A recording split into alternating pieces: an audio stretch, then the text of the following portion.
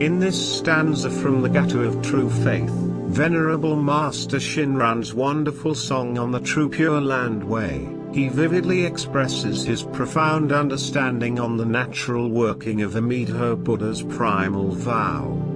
When one deeply remembers Amida Buddha's primal vow, naturally in that instant, one enters the stage of definitely settled, and solely saying the Tathagata's name always.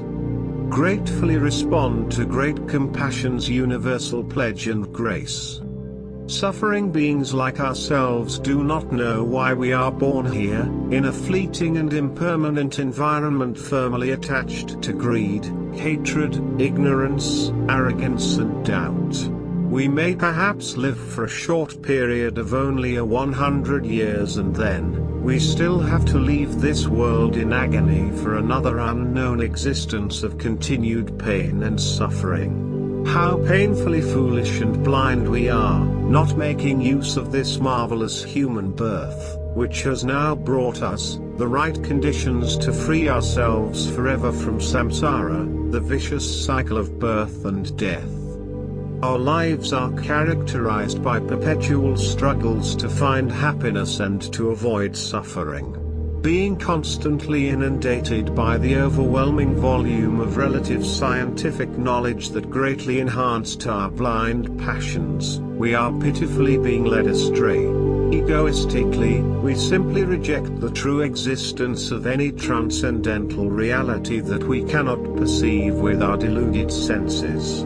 Therefore, we also doubt the absolute truths pointed out in the Buddha Dharma. The natural working of the Buddha Dharma, Jininoni, in general, is inconceivable and absolutely beyond the ego-centered conceptual understanding of unenlightened sentient beings like us.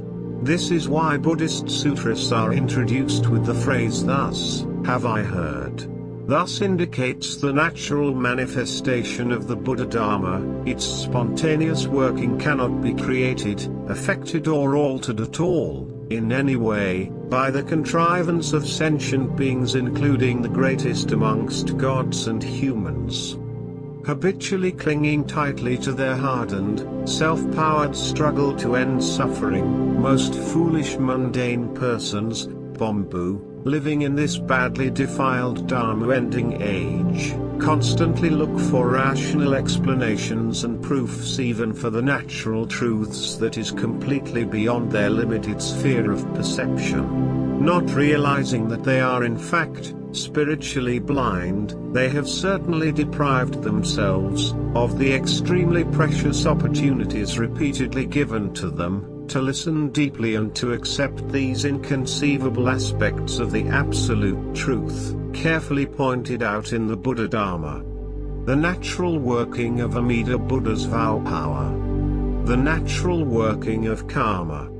Naturalness of the unconditioned realm of nirvana.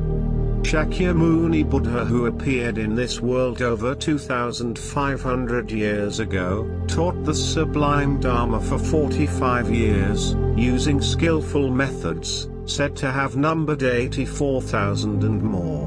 All these wonderful Dharma teachings are meant to draw all persons to the path of enlightenment, in accordance with the karmic propensities of individuals or groups. The Dharma, he discovered, which manifests the truths about suffering and the end of suffering, operates naturally of itself, Jininoni, and is completely beyond the intellectual understanding, reasoning and scope of non-Buddhas. However, the Buddha summarizes his immeasurable treasury of teachings, which are absolutely trustworthy and dependable, as they come from his great compassion and wisdom, simply with one sentence. All I teach is about suffering and the end of suffering. For all sentient beings like us, coming to the ultimate end of all suffering, is to become Buddhas, awakened to truth of all existence.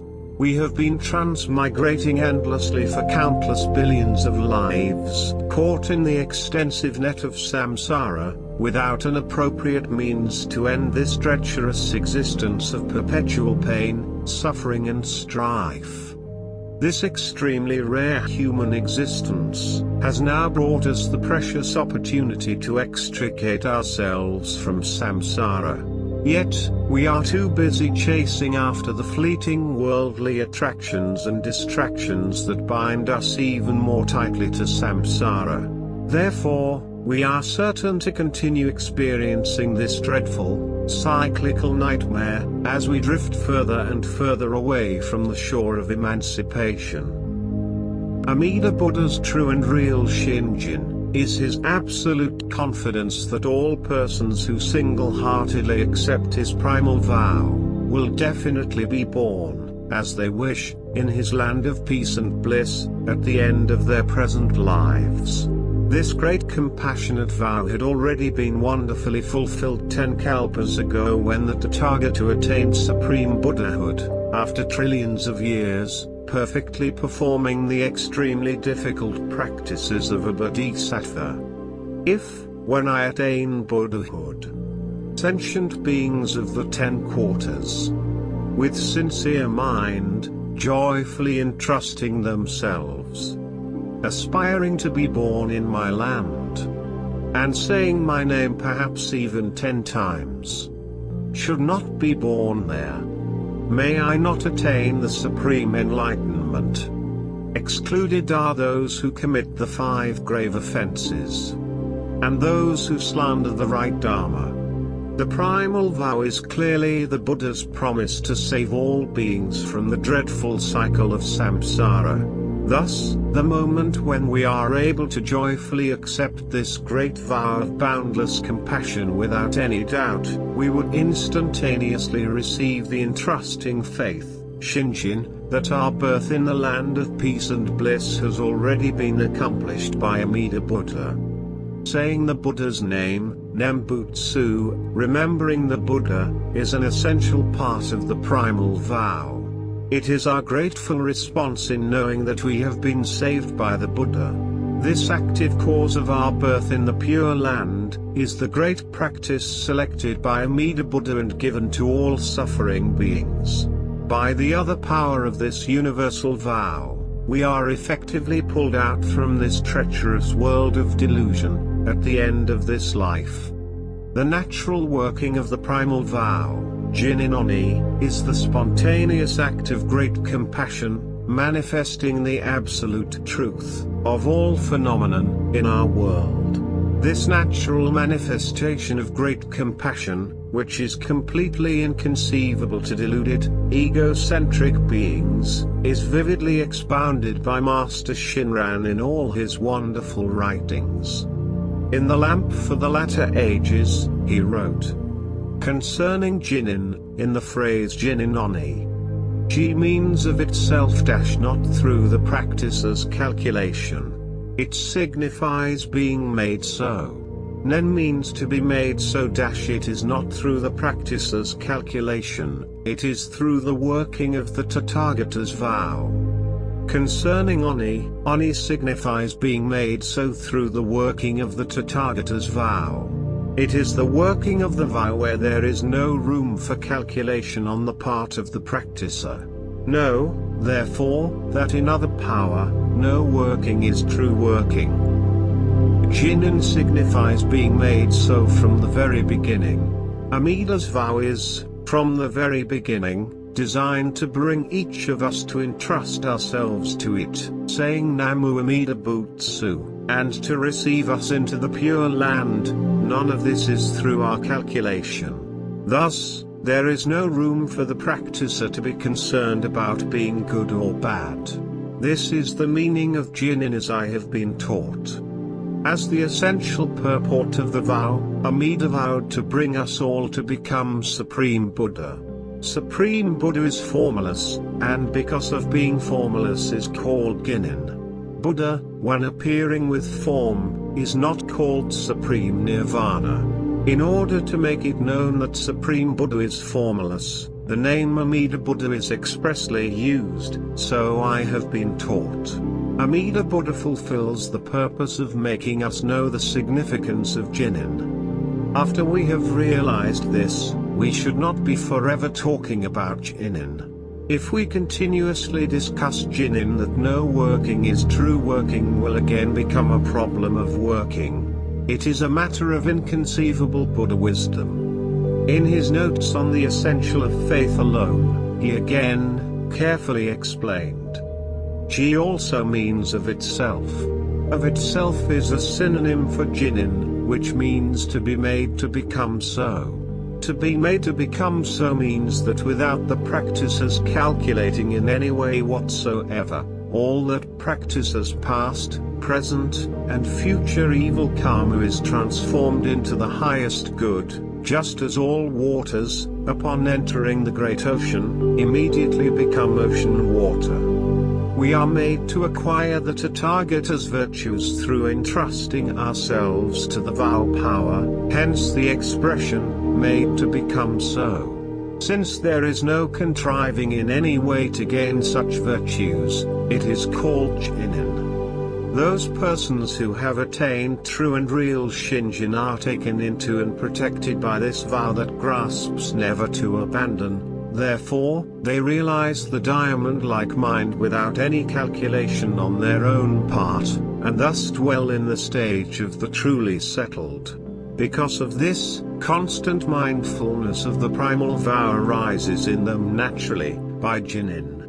Even with the arising of this Shinjin, it is written that Supreme Shinjin is made to awaken in us through the compassionate guidance of Shakyamuni, the kind father, and Amida, the mother of loving care. Know that this is the benefit of the working of Jinin.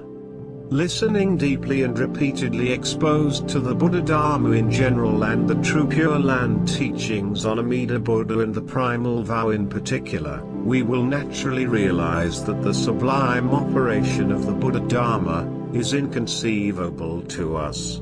The Absolute automatically manifests of itself, with the ripening of our good karmic seeds, and needs no working whatsoever from spiritually defiled sentient beings like us.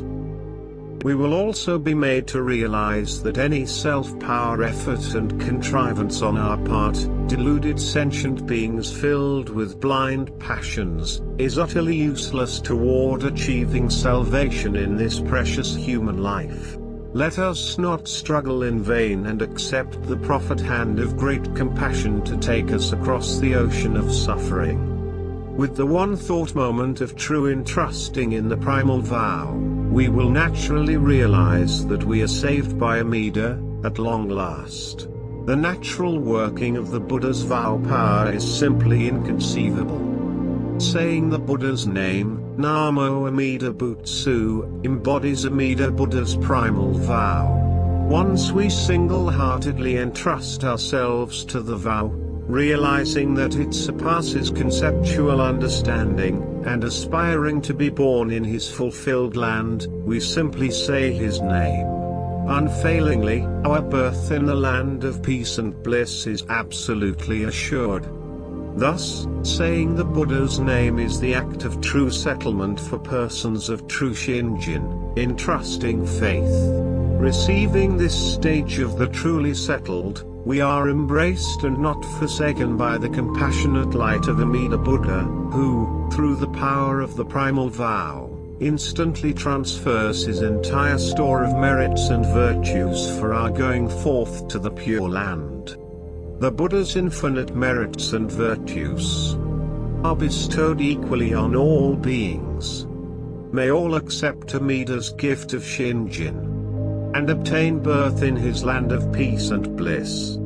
Thus, single-heartedly entrusting ourselves to the natural working of Amida's vow power, we continue to say the Buddha's name, with no calculation whatsoever on our part, deeply grateful to the Buddha for having saved us. We have, without any doubt, clearly heard the call of boundless compassion. Namo Amida Butsu. Namo Amida Butsu. Namo Amida Butsu.